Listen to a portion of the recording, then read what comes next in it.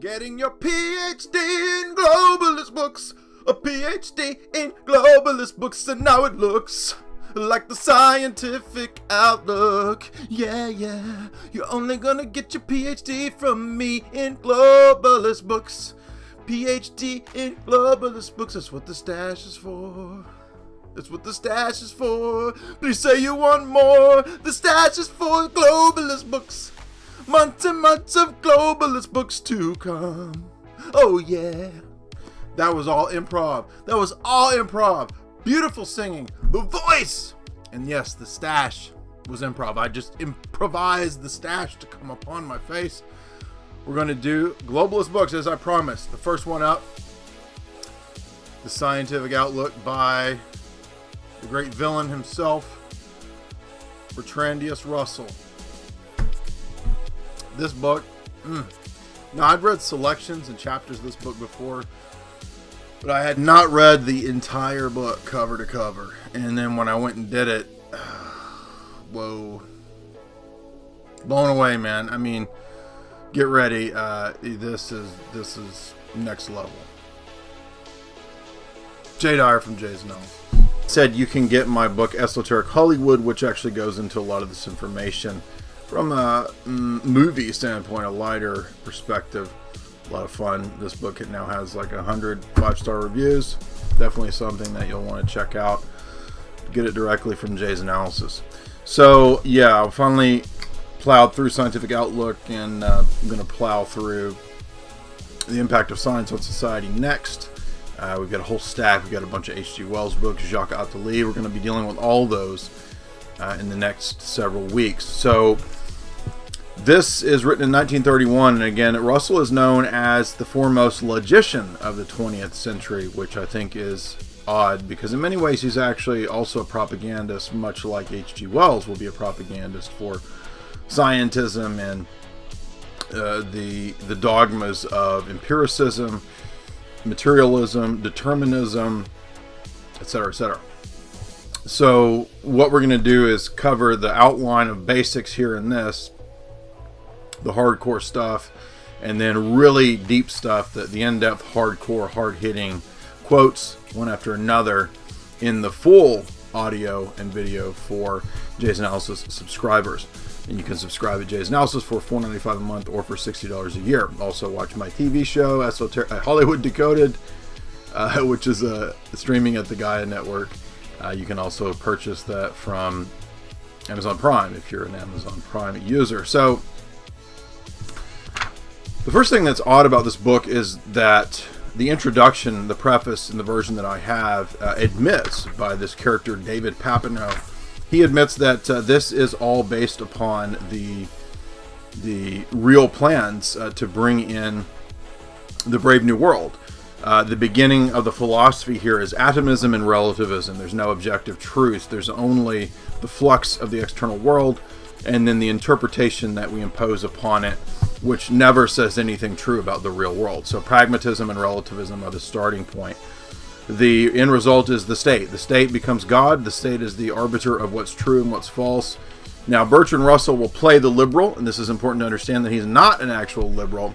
He is very much on board with this plan because he sees it as the natural corollary to evolutionary process. This is very important because we're going to see that for Bertrand Russell, evolution is never clearly defined. It's just as elastic as the science that he proposes. Now, I am 100% pro-science. I did a lot of analytical philosophy in my undergrad and grad school days, and I also enjoyed intensely a lot of the philosophy of science classes I took.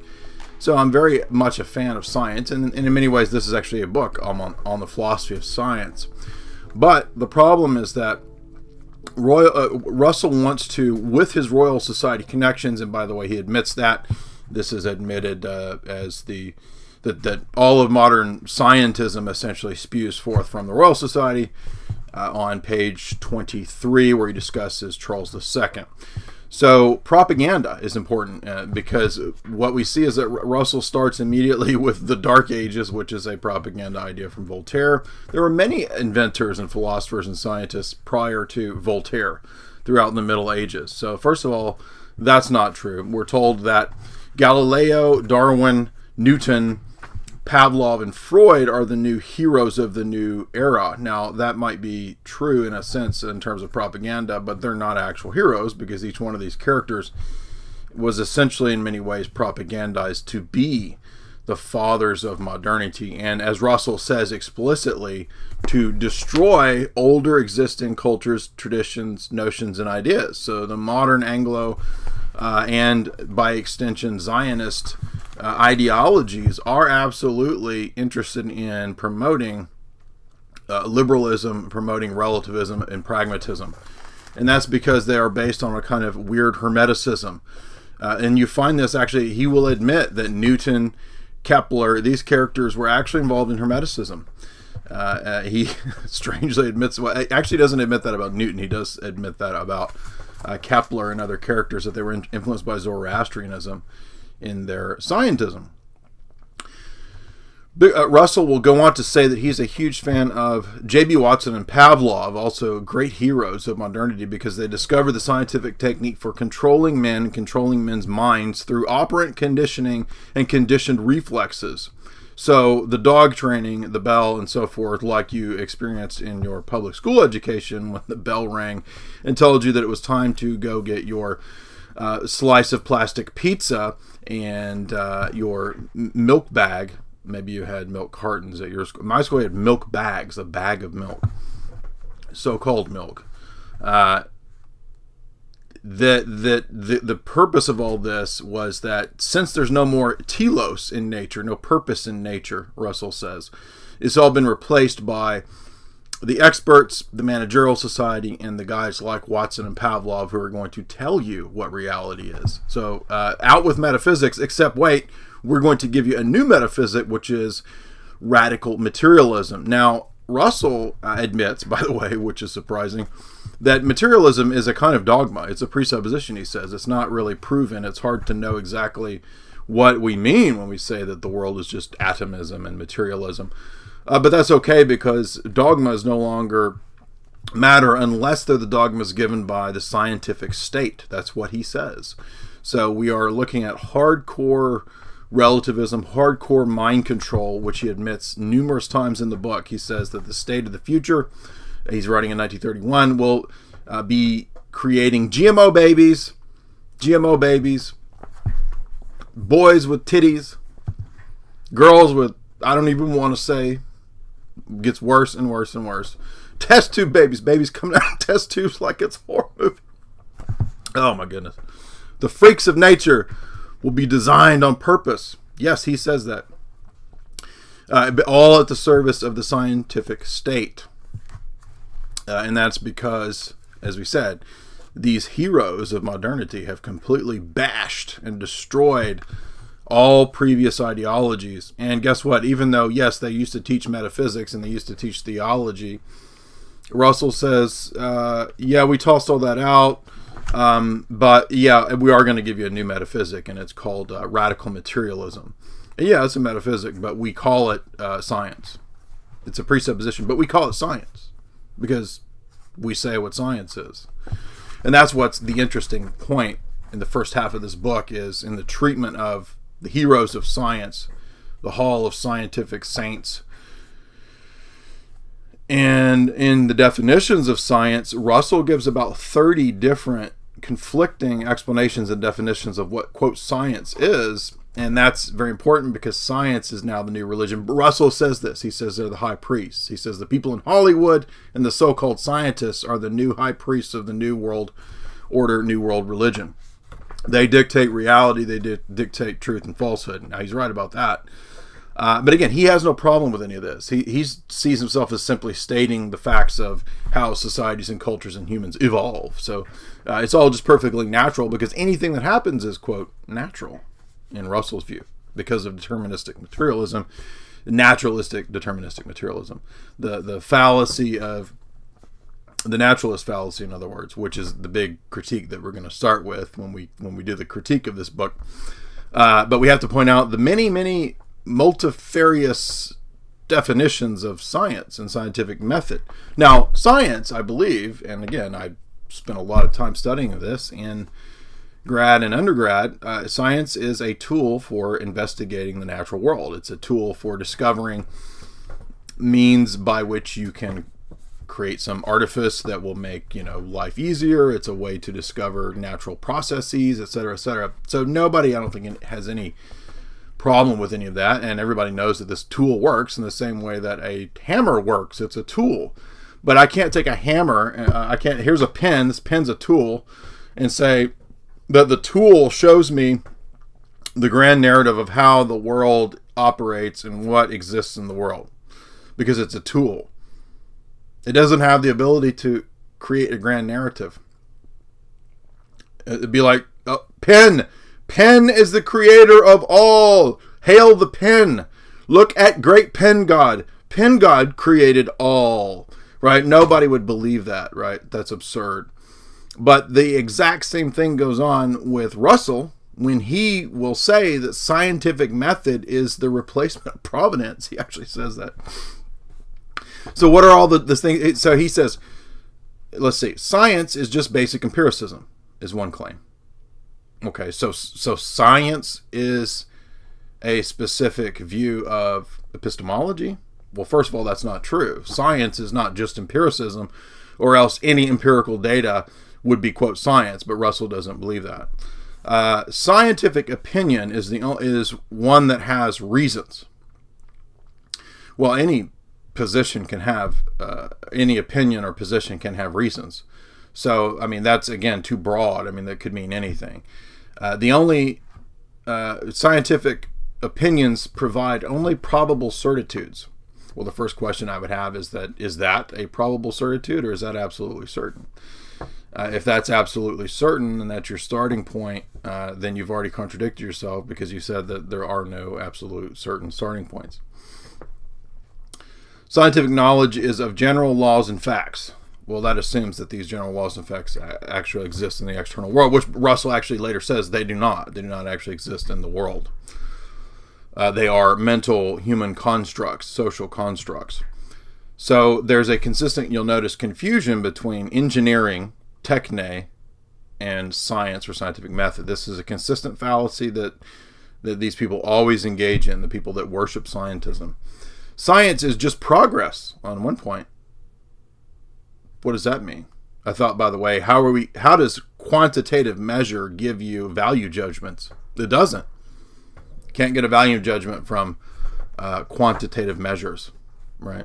There's nothing that tells you what's good or bad, or better or lesser, just by having quantities. That assumes some sort of standard by which you can say one thing is good or bad or better or less. Those are metaphysical claims. Sorry. Science is the power of manipulating nature. Well, is that engineering? Because later in the book, he'll actually say that science and engineering aren't strictly exactly the same. Science is merely inductive methodology. Well, I got bad news for Mr. Russell. Anytime you try to do induction, you also necessarily presuppose some aspect of deduction. So there's no such thing as something that's completely inductive. The scientific method is almost omnipotent, he says. Sounds like a religion, doesn't it? The scientific knowledge does not stand alone, but it only exists within the general body of scientific knowledge. Page 37. So actually, there's no such thing as a brute fact. It requires a context to interpret some piece of data. That's a point that I've made countless times. Here's Russell admitting it. But a body of scientific data or opinions, that's not fact. That's interpretive understanding, unless you've empirically verified what all of the body of scientists believe and say, which is not possible. Then that definition of what science is scientism. It's not actually scientific in its claim. It presupposes metaphysical claims that cannot be verified empirically, which is what we're supposed to believe science is. See? Science is based on the assumptions that are unverifiable, he says, admits at one point. Yes, we agree. Exactly. They're not empirically verifiable, the presuppositions of science, such as the scientific method itself. However, authority in science is not reliable, he later says. And hence the changing opinions of scientists over time. So now, if scientific opinion is not authoritative, then how are we supposed to believe that the assumptions upon which science is based are reliable or true given that they're unverifiable, according to Russell. Again, contradictory. Now, I'm not saying, by the way, that I'm an obscurantist or I believe that there's no science. Again, absolutely. What I'm pointing out is that the radical scientism is the presupposition of scientific outlook. I mean, the name of the book tells you that, right? So I am not saying that the scientific method is problematic. It's a method. It's a tool, right? The pen method. The pen method is very useful as a tool for drawing unicorns and drawing mustaches on guys to make them into bad guys or whatever. But that's different from a grand narrative, and that's what this is presenting, a grand materialistic narrative that everything is evolving to a world government. What else is science? Science, unfortunately, he says, is in decay because of radical skepticism, he says, and because of quantum physics. That's a whole other bag. We're not going to get into all that right at this moment, but suffice to say that Russell himself admits that science is in decay. Well, if science is just the things that he's mentioned, basic empiricism, knowledge of universal laws and facts, why would that ever be in decay? If science is engineering and progress in technology, which he seems to say at other times, that's not in decay. No, what he means is that the assumptions of materialism are in decay. That's what he says in that chapter. Geometry has no real relation to the external world. So, moving on towards the end here, what else is science? Science is a systematic pursuit of knowledge. Science is an entire worldview about man and civilizations, page 104. Reason, which is involved in science, is merely a social construct of survival, evolutionary survival mechanism developed in children, 103. Death is merely a positive result of all of the evolutionary processes. Now, why do I say all this? Well, the point is that, here's the crux here. He says, science is all of these things, and many of these things are actually not science. They're different conflicting definitions and dealing with different things like engineering, which is not specifically the scientific method. And in many places, he's admitted that this is actually a philosophy of a grand narrative explanation of reality in the world. It's a metaphysical presupposition, but we don't know anything about metaphysics. That's all been tossed out because that's theology and presupposition that's not empirically verified. The scientific method itself cannot be empirically verified. Now, that's a different, again, Russell admits that. So those of you who are going to reply to me and say that it doesn't matter, we're just trying to be pragmatic. Right, I understand what pragmatism is, but again, I'm telling you that there's a really easy way to refute this, and it's very obvious and very clear. So Russell's very, very adamant that minds and souls and persons don't really exist. They're merely determined chemical reactions. Okay, so free will is an illusion. He's very dogmatic about that. Choice is an illusion. Your creativity is ultimately kind of illusory, right? As is yourself. Well, guess what? If that's the case, and if because of all determined causal reactions, right, everything that I'm saying, everything that I've done is merely a product of mindless, determined causal chains, then Bertrand Russell's book was not the production of the genius of Bertrand Russell. It was merely a chemical reaction of determined mindless process, and it actually tells you nothing about the real world. Now, that's absurd, but that's the conclusion that Russell's book would lead you to on his dogma, and it is a dogma. In fact, he even says that the scientific method ultimately is a kind of specialist mysticism that is hidden and removed from the average man because the average man just can't understand it, and the specialist knows all these things, and he can never ever convey that to the average man, and so therefore the scientific method is the true religion because of the specialists. Now, that's different, though, from the claim that science and the scientific method are just empirical knowledge. It's just empirical observation. It's just knowledge of causal bodies. Knowledge of causal bodies does not tell you that there's no free will, which are all metaphysical claims, and that all of reality is a giant mechanistic determined machine with no free will. You can't, on the one hand, be this skeptic and say that our geometry doesn't tell you anything about the real world, and then turn around and say, well, I know all about the real world. It's all just atoms smashing together. So that's the central transcendental refutation of Russell and scientism, or the naturalistic fallacy, the determinist fallacy, which totally refutes the whole thing. Similar to the problem of Wittgenstein. If words have no meaning, then you just wrote a book destroying the meaning of words, trying to use words conveying meaning, and you failed.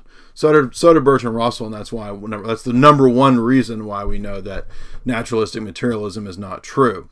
In the rest of this talk, I will deal with all of the other multitude of claims and the literal genocidal, rabid, savage attitude of anti-human devilry that he spews forth and vomits forth on every freaking page. He's going to predict Monsanto. He's going to say that you're going to eat slop. You're going to eat GMO that's going to give the boys titties. You're going to be born in test tubes. You're going to be killed off.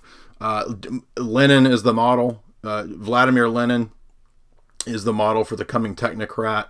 They're going to merge capitalism, communism, he says. You're all going to live in communal giant dorms. You're not going to have your own property. Everything's going to be surveilled. It's all in this 1931 book, 2 years prior to Brave New World. So you can hear that at Jay's Analysis. To subscribe for $4.95 a month, $60 a year. We are going to knock down book by book by book by book every one of the globalist top books. Thank you for watching. Why are you not a Christian? Because I see no evidence whatever for any of the Christian dogmas. I've examined all the stock arguments in favor of the existence of God, and none of them seem to me to be logically valid. Do you think there's a practical reason for having a religious belief for many people? Well, there can't be a practical reason for believing what isn't true. That's quite, at least I rule it out as impossible. Either the thing is true or it isn't. If it is true, you should believe it, and if it isn't, you shouldn't. And if you can't find out whether it's true or whether it isn't, you should suspend judgment.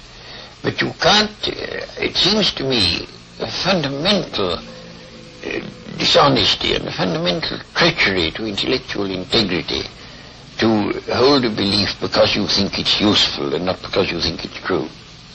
Well, I was thinking of those people who find that some kind of religious code helps them to live their lives. It gives them a very strict set of rules, the rights and the wrongs.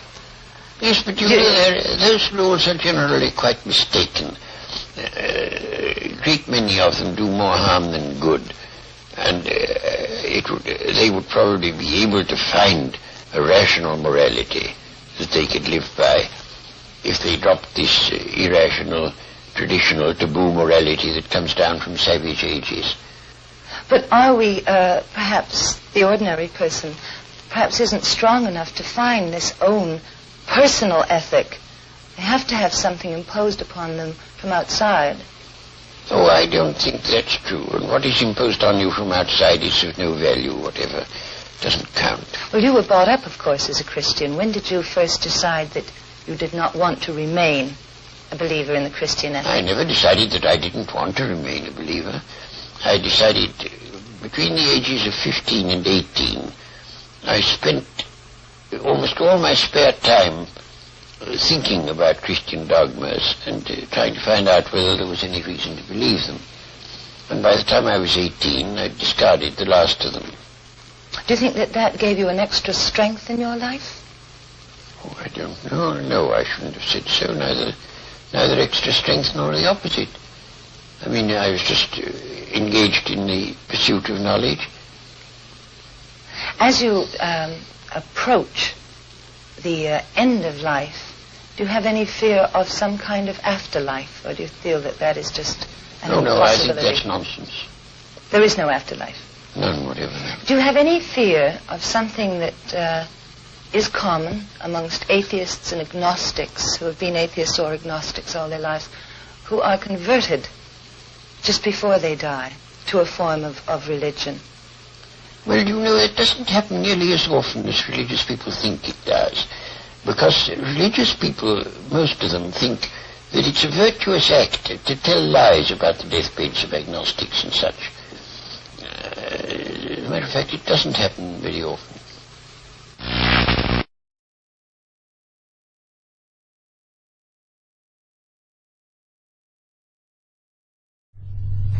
I met Lenin in 1920 when I was in Russia. I had an hour's talk tete-a-tete with him, and he spoke English much better than you would have expected. The whole conversation was in English. I expected it to have been in German, but I found that his English was quite good. I was less impressed by Lenin than I expected to be. He was, of course, a great man.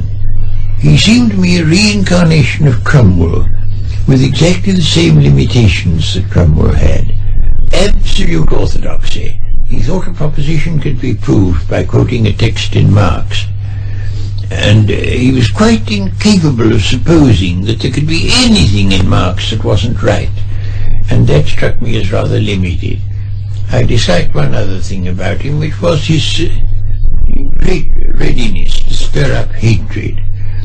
I put certain questions to him to see what his answer would be, and one of them was, you profess to be establishing socialism, but as far as the countryside is concerned, you seem to me to be establishing peasant proprietorship, which is a very different thing from agricultural socialism. And he said, oh, dear me, no, we're not establishing peasant proprietorship. He said, you see, there are poor peasants and rich peasants, and we stirred up the poor peasants against the rich peasants, and they soon hanged them to the nearest tree. Ha, ha, ha, ha, ha. I didn't much like that.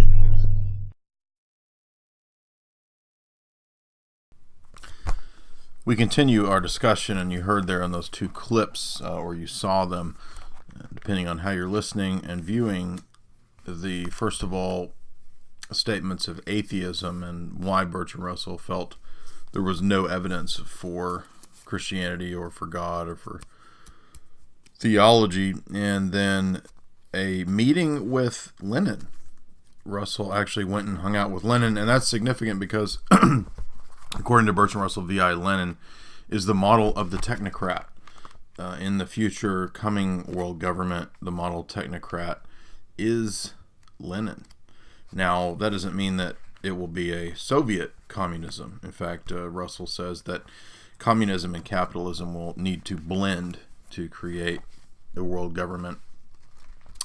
So he's not interested necessarily in a, quote, Soviet system. And in fact, as you heard, he found the character of Lenin to be too dogmatic when it came to Marxist orthodoxy.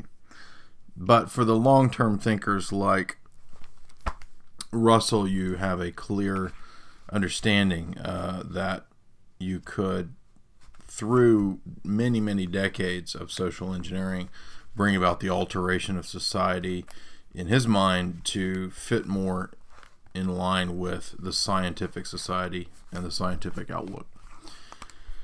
So as he progresses in the book, as I said, he discusses basically the destruction in the first half of the book of the old order. So roughly chapters 1 to 5 deal with the end of theology, the end of metaphysics, the end of things like the soul, the mind, free will. All those things have been completely dismantled by, quote, science. Now, how exactly were they dismantled by science? Well, they weren't proven non-existent, but the heroes of science just became so popular and so powerful that no one needed, so he says, right, the ideas of God or the soul or the soul. Now, that's not actually true. That's just the dogmatic proclamation that these things are done and gone. We don't believe those things anymore. We don't need them anymore. We've moved on. That's his claim. Now, as we said in the first section, this is all, of course, based on empiricism, naive, radical empiricism. And that's, of course, the position that all knowledge comes to us through just merely sense data. And we are just human video recorders that record sense data. And then the mind somehow kind of places this into some coherent order and interprets the data. And we spit that back out in our mouths and in our interpretive frameworks, which are social constructs, evolutionary constructs. And man himself is now the focus of man's worldview, as Russell says. And so man has now become God. In the place of the older theological ideas, everything is at the service of man.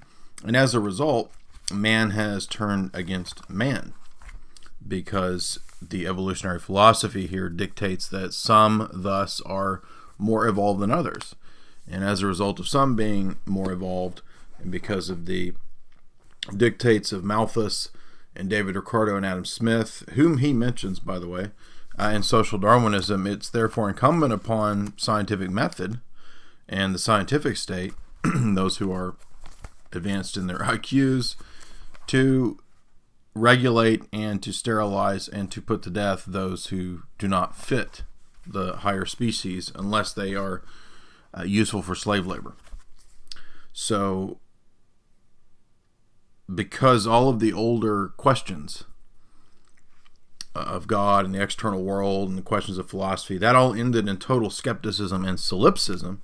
Yes, that's what Russell says on page 76. We just don't care about that anymore. It doesn't matter. And all that matters is pragmatism, what works. Pure will to power. Excuse me, that's explicitly his terms, by the way. That's not me imposing that interpretation upon him. And he goes on to say that as a result of all these changes, and as we move into the second chunk of the book, the war machine has sped up evolution. The need for technological dominance in warfare has propelled men to get their butts to work on creating all of these crazy technologies, complex bombs, things like the internet eventually, the wireless, which in his day he's talking about radio, and so forth and so on, all of which are propelled by the war machine. And out of this we get the ideas of progress. So progress is in some way intimately tied to technology and techne, and this is again one of those confusions that we mentioned earlier on, where metallurgy is science and scientific technique, but yet engineering is not strictly the same thing as science and scientific technique. So we're never exactly told what clearly the difference is, but we're also told that reason is a evolutionary social construct. And he thinks that Jean Piaget is right, that children have developed this evolutionary construct just to get along in the world. And these technological advances, which do come about largely, he says, from private industry, these are dangerous because they will lead to things like peak oil and environmental catastrophes. So here's one of the pioneers of environmentalism, I bet you didn't know that, in 1931, saying that oil and the chasing after resources will lead to giant civilizational collapse. The forests are being cut down. So here's your Amazon rainforest fear. And he says, as a result, scientific technique will solve all these problems, which are made up problems, largely, by the way. We know that the Club of Rome said that. The Club of Rome said that man is the problem, and that would be an invention of the pundits, the role of the Club of Rome, that they would use pollution as the justification for the giant environmental agenda. That's all right here in pages 108, 109, 1010 by Bertrand Russell. So here's Russell. What Club of Rome is the first global revolution, right? How many? That's 70s, 80s, 90s, somewhere in there. I know there's two different limits to growth, and then there's the first global revolution, and so those are two different publications, what, a decade or two apart. Well, here's Russell, 50, 60 years ahead of that.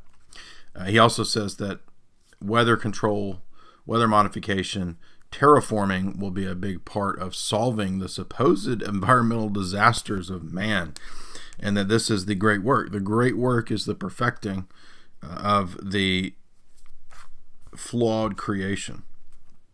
Page 110.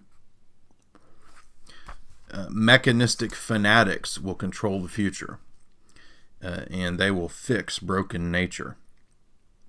And the usefulness of capitalism and big business and monopoly capitalism comes into play precisely here, because it will give all of the mechanisms by which the scientific elite will control the future.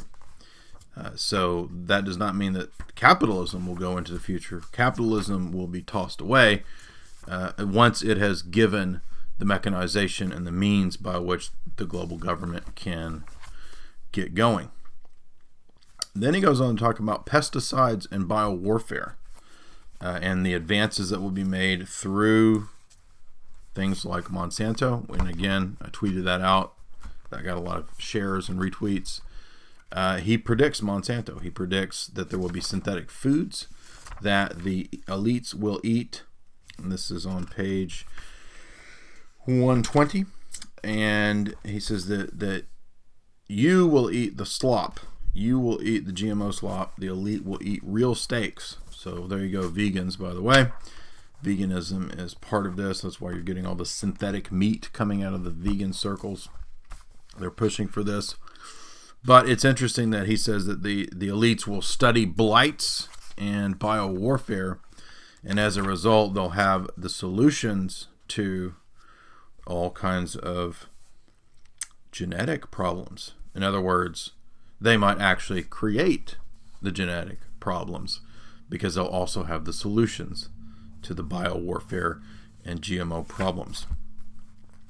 They will have mastered breeding science such that the synthetic overlay, you've heard me talk about this before, I wasn't making that up. This is mentioned explicitly on pages 118 to 19 of Bertrand Russell, is that the elite will continue to live a normal organic existence while the rest of the society will be forced into the synthetic overlay. And this is not just something like eating GMOs. He's saying this is the entire biosphere.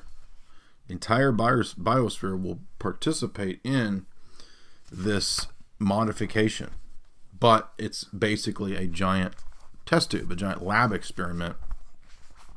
And the populations are going to be the experiment, not the elites. The elites are going to, be eating their steaks and enjoying their life, while the populations as a whole will participate in various experiments.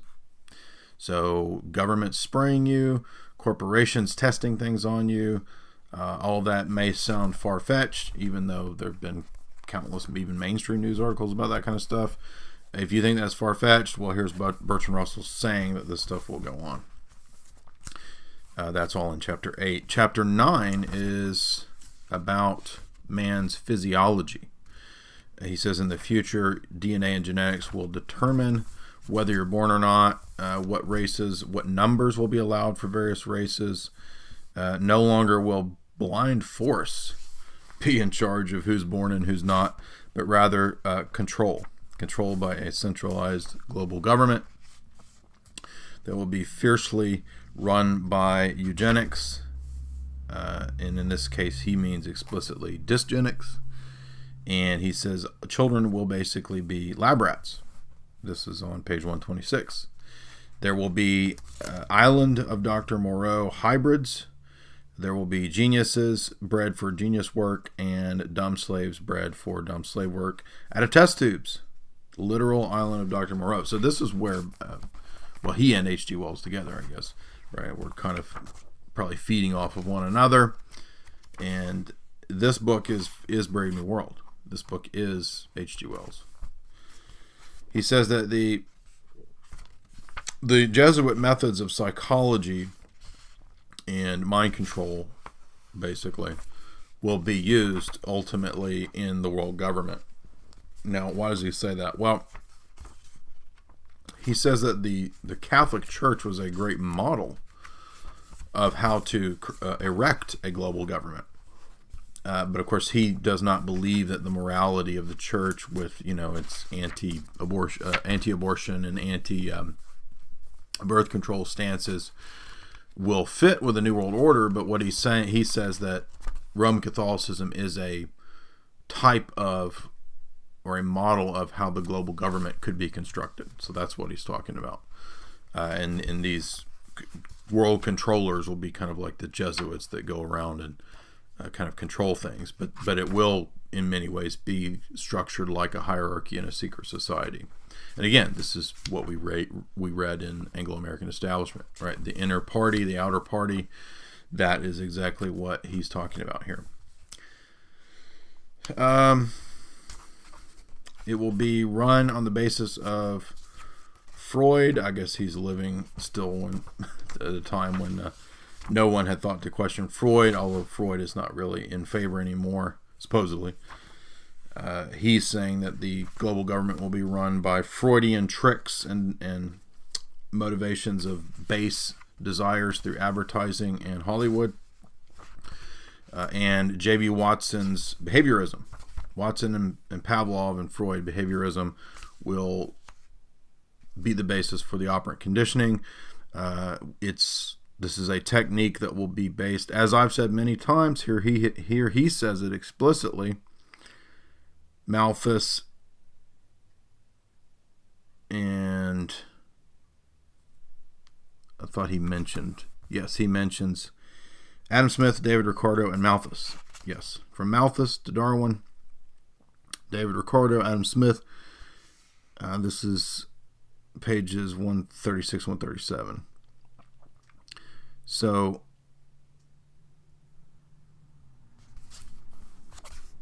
advertising will play largely in the future, he says, which is very prophetic.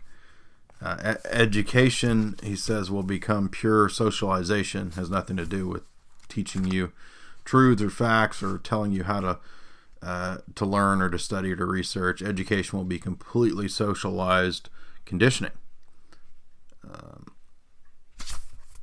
Mass media and Hollywood will play a huge role in conditioning the society as a whole, pages 142 to 143. Hollywood and the social scientists are the new high priests of the new religion, page 143. Movies will be a drug for the masses to keep them entertained. The nations, people who will retain the ideas of nationalism will be considered evil. Russell actually says they're evil. And anyone who wants to have gold, he says, is evil. And by the way, here's a point I've often said, is that as a medieval peasant, you would have more freedom than you do in today's so-called free world. Russell says that, page 145. He says the peasant, compared to the person who will grow up in the scientific global government, will have more freedom than the global government slave. But the global government slave will think that he's completely free because he's free to become a tranny and to have sex with pigs and dogs and dragons and unicorns. The end of the nation state will be mandated and all borders will be opened. Page 146. By the way, if as a total relativist, why is it that Bertrand Russell feels the need to see this world order foisted upon all the world. Why is this Anglo-liberal view, quote, good, in the sense of needing to be foisted upon the whole world? I thought you don't believe in metaphysical principles and that science can't give you values. So if science can't give you values, why does this plan need to be enforced upon everybody? Well, that's because he's not interested in being consistent. This is a scam. He says that this is a point I've made countless times. The revolutions from the Enlightenment and then the political revolutions of the French Revolution, he says that was all kicking off what would become the scientific society. The American Revolution was an early beta attempt at a scientific society, but he says Jefferson and Robespierre could never come up with what will be the technocratic global government. He says that on page 150. Let me stress that again, libertarians out there, anarcho-capitalists out there, hear me. Jefferson and Robespierre, although they attempted to create scientific governments, rational governments, were behind the times. They were not real technocrats. But the revolution that they kicked off will end in transhumanism, page 151. And the technocratic society will be completely planned communities. Yes, planned communities. Now, there's a weird section in pages 152 to 153 where Russell discusses the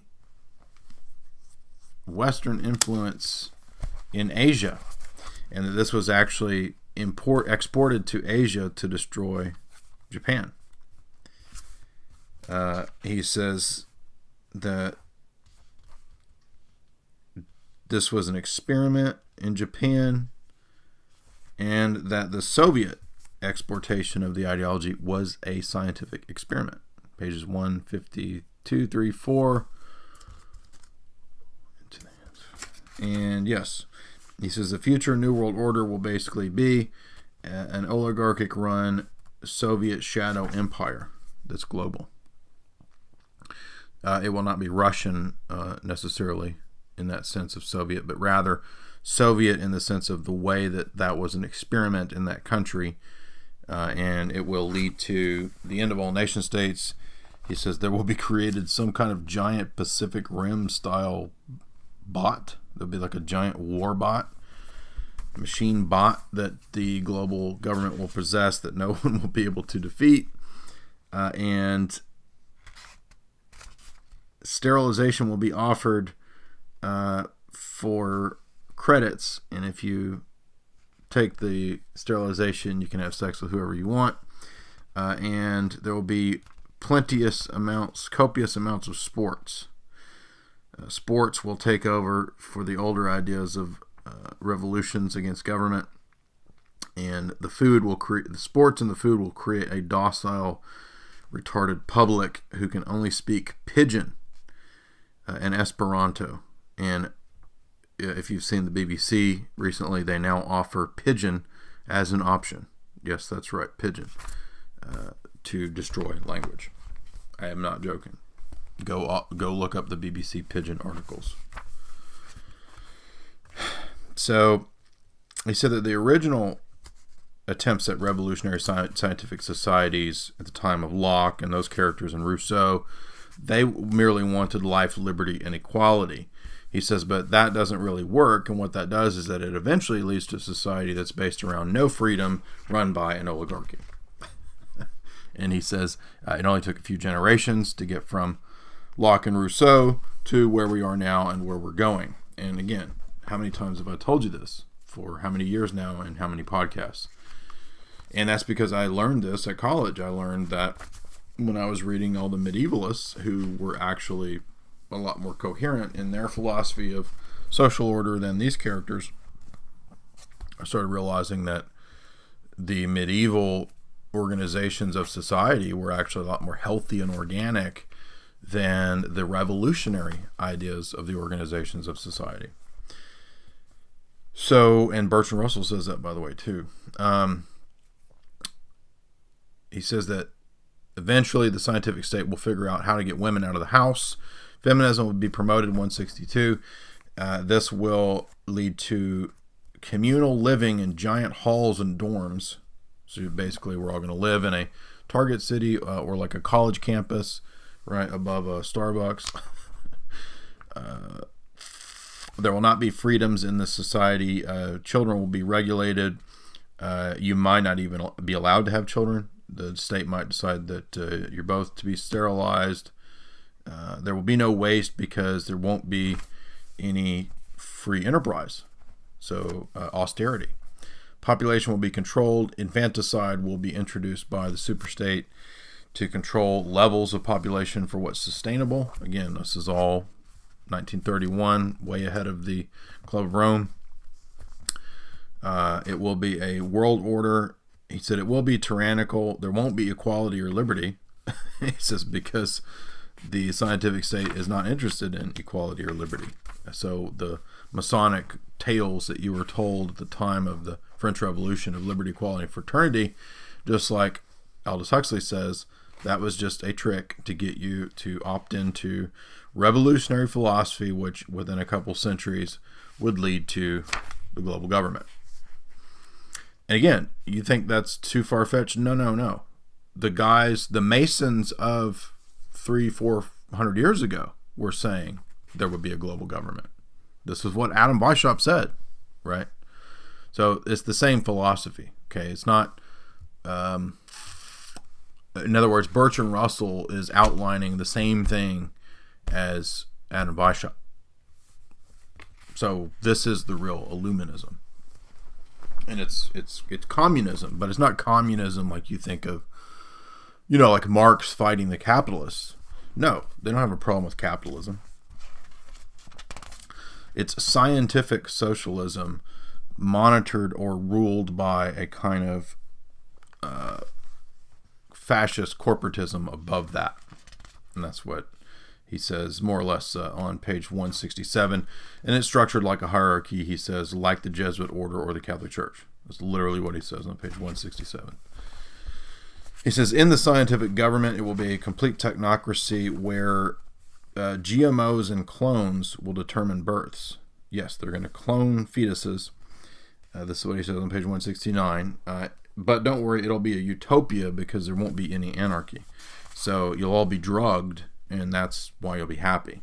So it's a utopia because you're forcibly drugged, forcibly made happy. Literally, I'm not imposing that upon the text. That's what he says. He says, and we need more characters like V.I. Lenin. Right? V.I. Lenin is the future of the technocracy. Lenin himself, as you heard earlier, he was not that impressed with that guy. But what he's saying is that type of dude is who's going to run the global government.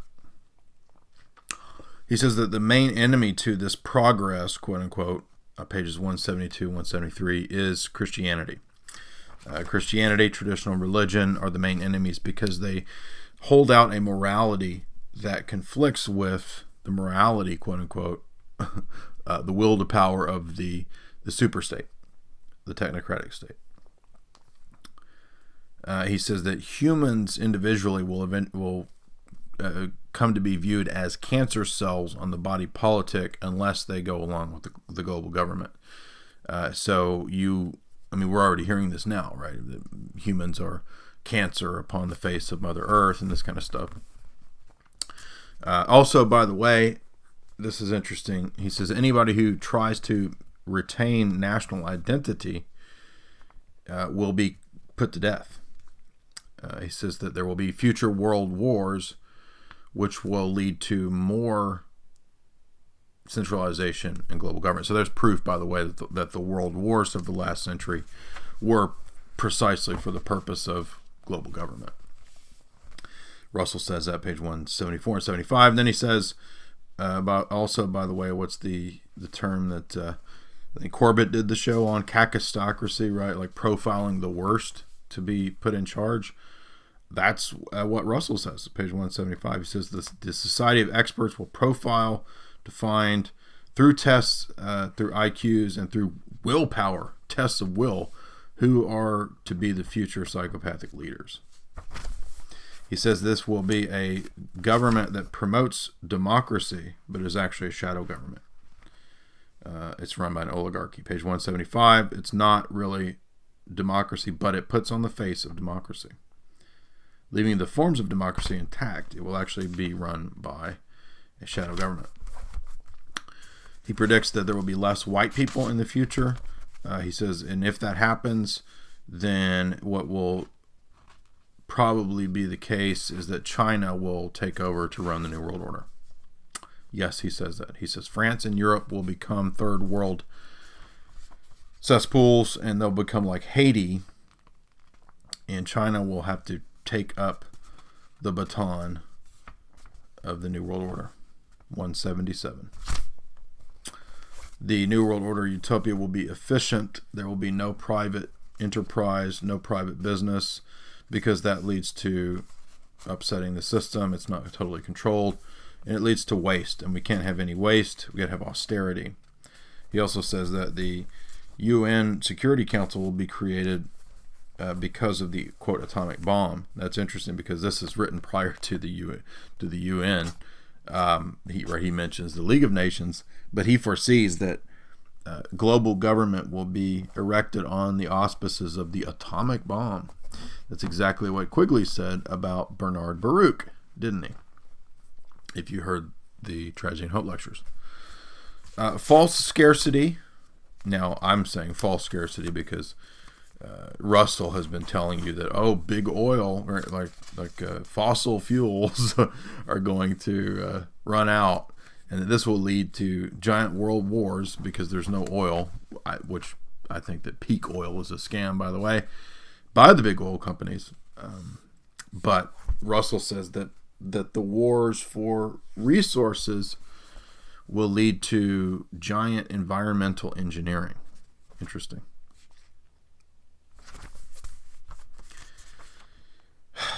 Chapter 15, he says that normies, if you heard people joking about this term, right? Normies, we all know normies.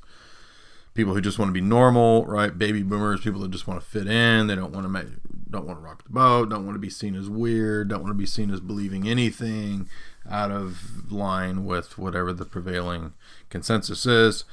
Russell says that those people are created by design. Now, to some degree, right, there have always been people the masses and people who go along to get along. But what's interesting about this quote on page 181 is that he says, we will specifically engineer everyone except for the chosen managerial technocrat class to be normies. This is one of the most amazing chapters in the book, chapter 15, because of what it says.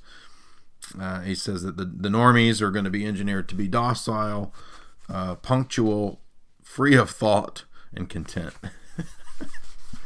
So there's your Joe Sixpack and Mama Soccer Mom. Mama Soccer Mom. They will not be given hardly any book learning. Reading will be discouraged. Boy, has that come true. They will be punished for having initiative. Wow. They will be told to follow everybody else. The main lesson that they'll be taught in grade school is to cooperate. They'll be assigned a trade, and they will be taught through some kind of communal national education board that will broadcast to the whole country. So here's your educational standards crap, right? Common Core and your Board of Education and all that. But standardization of education, basically, is what Russell says here. This will all be engineered by the control group. He says that they will breed the alphas to do alpha work, and that this whole structure is military, will be a giant military structure. The masses are going to be given perpetual amusements. The arts will not be allowed, He's not talking about degenerate arts will be allowed. Absolutely. Those are called the talkies, right? The pop music and the Hollywood garbage. Those are the lowbrow stuff for social engineering. Russell says, when he says no arts, he specifically says, we will not allow you to read Shakespeare. You will not read any highbrow stuff. That will all be discouraged. And he literally says that. He says Shakespeare will be forbidden in the global government. This comes up in Brave New World, by the way. If you remember I've included this in my book, right? The discussions of Mustafa Mond about metaphysics and arts and so forth. And this is explicitly stated on page 185. Russell says, people will make discoveries and they'll figure out at times that the prevailing materialist dogma is not true. He says, but they will be punished and discouraged by their professors. Boy, isn't that true. He says, if the smart rebels don't go along, they'll just have to be put to death. That's page 185. He says that these two classes in this Brave New World will be divided up like Eloi and Morlocks. Now, he doesn't say Eloi and Morlocks, but I'm saying that's exactly what H.G. Wells was talking about. He says they will eventually evolve into two different species, page 188. Literally says two different species. He says that the main obstacle will be Christianity. The state will determine the child policies. There will no longer be natural births, and he says that you'll be made fun of if you have a natural birth. It'll be viewed as unladylike to have a natural birth, and people will look down on you, like they'll snub their noses at you. He says fatherhood will come to an end. The idea of fatherhood, fathers will have nothing to do with their children. Page 190. This will be the end of the family, and as a result, he says, over time, this will also lead to the death of motherhood, which won't matter because by that time, the children will just come directly from the test tubes and they won't even need the womb anymore. Love, since it has no place in science, and affection will be ended. All private affections will be viewed as unfortunate because the whole of life will be devoted to the business of science. He says, however, when it comes to the masses, there will be the promotion of free love and sexual revolution, page 192, because of the fact that sex has been divorced from reproduction. That's what Bertrand Russell says. Now, as a result of all that, you might be thinking, well, this is just too much. I mean, surely he doesn't. Well, here Bertrand Russell at the end tries to play the nice guy and say, well, yes, this is all kind of dismal, and he says on page 96, that, yeah, it's all pragmatism and it's all the philosophy of Heraclitus, flux, all is flux. And he even mentions Satan. He says it may even seem like this is satanic. He says, yeah, science will become sadistic, but, this is just the way of the world, right? I mean, in other words, if everything is just part of this evolutionary process, then the giant scientific superstate is itself just part of the evolutionary process. Just natural. It's just natural to do all this because anything that happens is therefore, quote, natural. So what does he say? Well, maybe we can have a little bit of tradition. I'm not joking. He says this on pages 201 to 202. Maybe we can find a little bit of value in something like the arts, or there's something somewhere we can come up with some value or some kind of emotional attachment. Otherwise, this will just be too bleak. But he says you will have to lose your individualism. Sorry, you won't be able to have an identity in this order. But, maybe we can come up with some kind of scientific manipulation of emotion that will make you happy. So he says that's the only hope is that science can also provide some kind of soma, I guess. And, one or two people, or you might be able to have allowed to keep in your mind a couple traditional ideas. He says on page 201 and 202. So that's just to give you some idea of some value without being completely nihilistic, because the society won't be able to function if it's totally nihilistic, which is interesting, right? So what do we have there? Well, we have all the admissions of the stuff that I've been talking about for years. I've read sections of this book and the other book, Impact of Science on Society, over the years. When I was about 20, as an undergrad, you'll be introduced to Bertrand Russell. At that time, I was studying a lot of apologetics, so I read his anti-Christian book, Why I'm Not a Christian. And that book is interesting because it's a lot of logical fallacies, actually. He says a lot of things like, the only people who would believe this are weak people. Well, that's actually what's called an emotional appeal. And an emotional appeal is a fallacy in logic because the argument is not sound, right? In other words, saying that someone is weak, even if that's true or not, really has nothing to do with the truth or falsity of the position itself, right? So in other words, it's a kind of trick where you're appearing to make your position sound like the only one that, quote, strong people would adopt. And, well, everybody wants to be a strong person, right? Nobody wants to be weak. So, but that's not a valid argument. But that's consistently the kind of thing that you see in Why I'm Not a Christian. So it's just ironic to me that guy is propped up as the greatest logician, Nobel Prize winner and all that. But of course, we who study this stuff really in depth, we know that Russell was working intimately with the OSS. He was a propagandist in all these BBC articles. He's traveling, meeting with V.I. Lenin. He is working with the Frankfurt School with Rockefeller money. So definitely, I mean, he's kind of the Neil deGrasse Tyson of his day, much like H.G. Wells was, right? These are the same circles.